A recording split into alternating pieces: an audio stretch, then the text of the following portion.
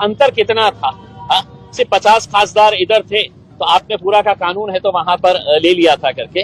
और ठीक है, अब उनका साथ देने के लिए टीडीपी के हमारे चंद्रबाबू नायडू साहब है, जेडीयू के नीतीश कुमार साहब है, उन्होंने आज डर और खौफ में मोदी जी का साथ तो दे दिया, लेकिन 4 महीने के बाद उनको इलेक्शन के अंदर जाना है। वहां पे वो क्या सूरत लेकर जाने वाले हैं, ये भी है तो एक सवाल रहेगा।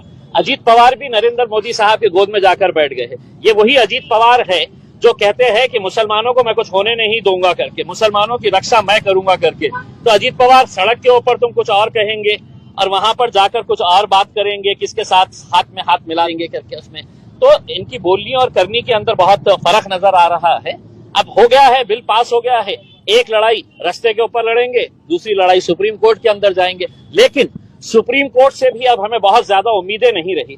अगर वहां पर अच्छे ईमानदार अगर जज बैठे हैं और वो सुन रहे हैं तो इंसाफ की उम्मीद है। अगर वो जज बैठा है जो रिटायरमेंट के बाद जिसे NHRC national human rights commission का चेयरमैन बनना है या उसे राज्यसभा की सीट चाहिए, तो इंसाफ वहां पे भी नहीं मिलने वाला है।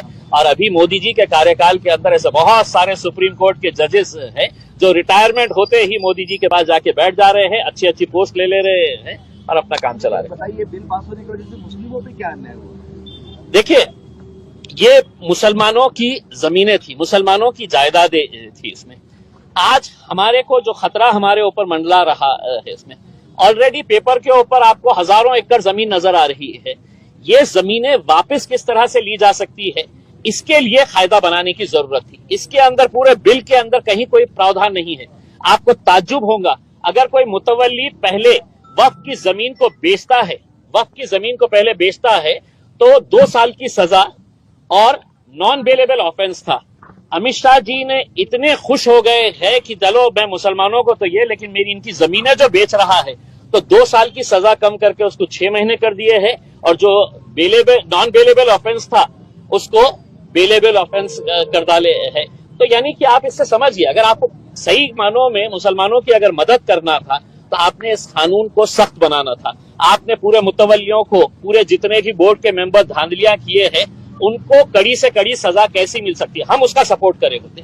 लेकिन आपने उसको ना करते हुए उनको ये कहा है कि भैया अब तुम बेचो, जो भी बेचने का है, 6 महीने रहेंगे ज्यादा से ज्यादा बाहर निकल जाने का। और करोड़ों रुपए की जमीन है। आप नासिक की जमीन ले लीजिएगा, आप औरंगाबाद की पूरी जालना रोड ले लीजिएगा, उसमें ये पूरा कैलाश पेट्रोल पंप, ये वो जितना भी है, ये किसकी जमीन के ऊपर है? नारेगांव के अंदर 80 एकड़ जमीन है, पूरी की पूरी जमीन है, तो आपने विवादास्पद कर दी है। अब कलेक्टर साहब बैठेंगे और बोलेंगे कि नहीं ये सरकारी जमीन है करके, और कलेक्टर साहब कैसा बोलेंगे? या तो देवेंद्र फडणवीस फोन करेंगे, ये जगह आपली आहे बोल, आणि त्यांना लढू द्या सुप्रीम कोर्टामध्ये, हायकोर्ट